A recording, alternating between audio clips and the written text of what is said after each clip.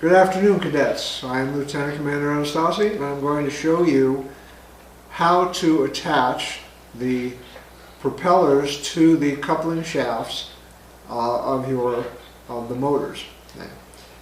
When you receive your Sea Perch kit, you will get a plastic canister labeled propellers.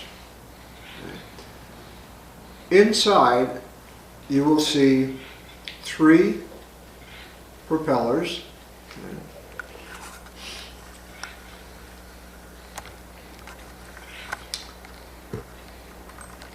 You'll see 3 coupling shafts.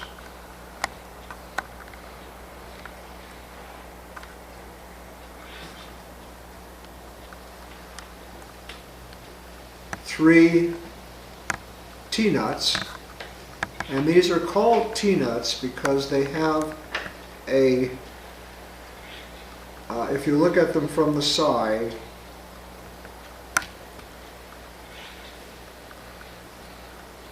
they are somewhat of a T, okay? And then you will get 3 what we call fiber locking nuts.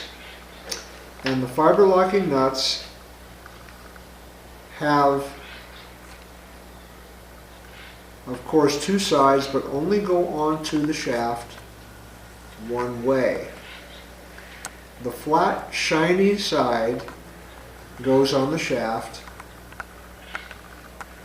this way, with that facing the T-nut. The shiny side of the fiber locking nut faces the T-nut. Now,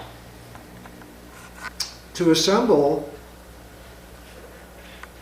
the coupling assembly, we'll call it, you first put the T-nut on each shaft. Tighten it down all the way to the bottom where the T-nut hits the shoulder of the coupling. Then, as you'll notice, each propeller has 2 sides, and I mention that because they are different. One side is flat, perfectly flat.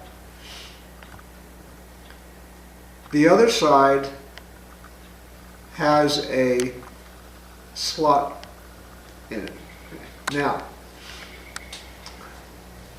they have to be installed a certain way because, as we'll explain in our lecture under the heading of propulsion, propellers are not simply a fan.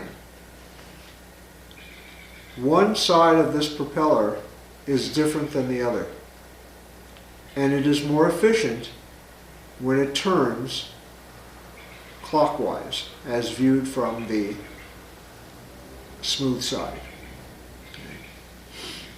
It's more efficient, and that's the way it's designed. When you assemble the propeller on the shaft, the prongs on the T-nut, which there are 3, only one will fit into the shaft. The other 2 will bite into the back of the nylon propeller. That slotted end goes on the shaft first.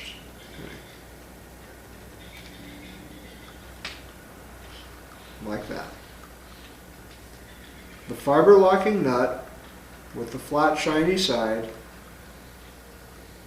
goes on to the end of the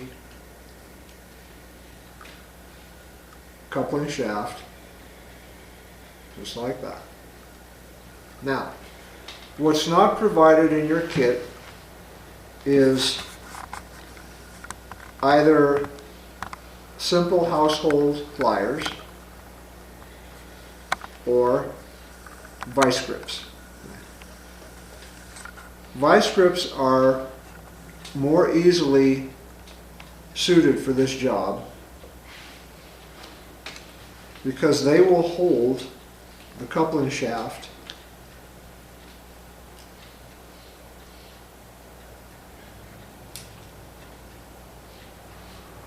much better than simple household pliers. You can purchase these at Harbor Freight for $2–3 or Lowe's or Home Depot. They're a little bit more money there at Lowe's or Home Depot, but the ones that you get from Harbor Freight, if you happen to have one in your neighborhood, they will do the job and they're far less expensive. So once you adjust your vice grip, make sure you hold it firmly, enough of an adjustment so it holds that shaft firmly, and then take the 1/4 inch wrench that is provided in your kit and begin to tighten it down. While you're watching the nut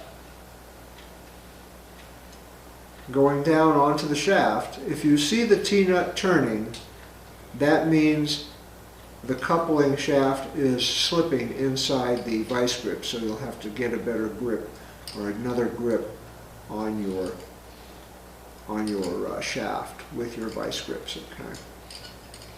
Now, once you have completed turning the nut all the way down, okay,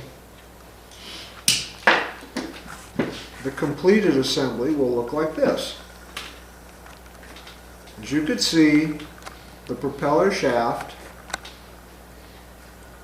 I'm calling the center part of the propeller the shaft, is seated all the way down against the flange of the T-nut,